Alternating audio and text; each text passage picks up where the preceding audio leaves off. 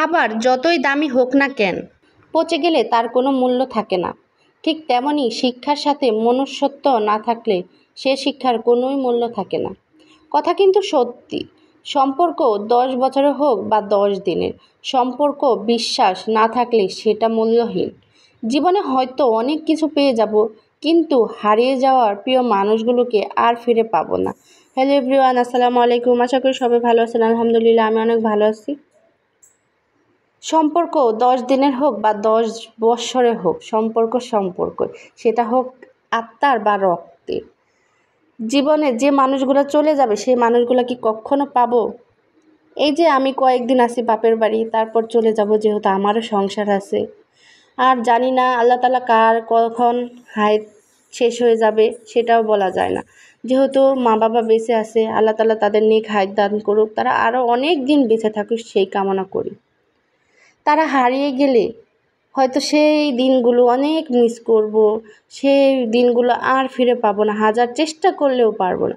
তাই যতদিন মা বাবা আছে, মন যতই বাধা বাঁধুক, তবুও ছুটে আসবো মা বাবার সাথে। যতই কষ্ট হোক, যতই কথা শোনাক না কেন, তবু চলেই আসবো। যেহেতু বাবার বাড়ি অনেক দূরে, আপনাদের ভাইয়া আসতে দিতে চায় না, তবুও ছুটে আসি শুধু মা বাবার কাছে থাকার জন্য, তাদের ভালোবাসা পাওয়ার জন্য।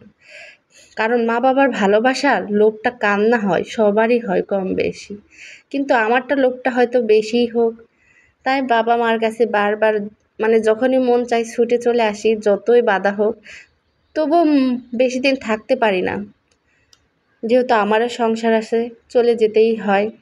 তো এই যে আম্মু রুটি খেতে চেয়েছিল আর গোস্ত রান্না করতে বলছিল, তো আম্মু রুটি বানিয়ে দিয়েছে, আমি ভেজে দিচ্ছিলাম, আর গোস্তটা আমিই রান্না করেছি।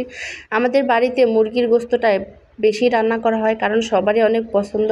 আর আজকের গোস্তটা কষা কষা করে রান্না করা হয়েছে, মাখো মাখো, খেতেও ভালো লাগতেছিল, আর সবাই বলতেছিল খুব মজা হয়েছে। তো এই যে খাওয়া দাওয়া শেষ করে এই যে আমরা পরের দিন আমার কলেজে যেহেতু পরীক্ষা শেষ, টেস্ট পরীক্ষা শেষ হয়ে গেল, ফর্ম ফিল আপ শুরু হয়ে গেছে। আর যেহেতু বাড়িও চলে যাব, বাসায় চলে যাব, তো এই যে যাচ্ছিলাম কলেজে, আম্মাও যাচ্ছে, আমার ছোট ভাই যাবে স্কুলে। এটা কিন্তু আমার ছোট ভাই, ছোট ভাইয়ের জন্য সবাই দোয়া করবেন। মামাকে পেয়ে ও এতটা খুশি, সবসময় মামার সাথে থাকবে। আর এই রাস্তাটা বাড়িতে মানুষ না থাকলে যেরকম হয়, আমাদের রাস্তাটা একদমই জঙ্গলে ভর্তি হয়ে গেছে।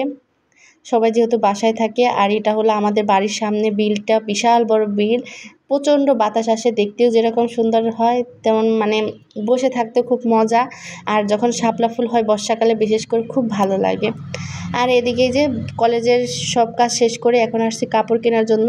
এই কাপড়গুলো দেখতেও যেরকম সুন্দর, পরতেও আরামদায়ক, চাইলেই অর্ডার করতে পারেন। আর কাপড়গুলো কিন্তু খুব সুন্দর, সব অনুষ্ঠানেই পরতে পারবেন।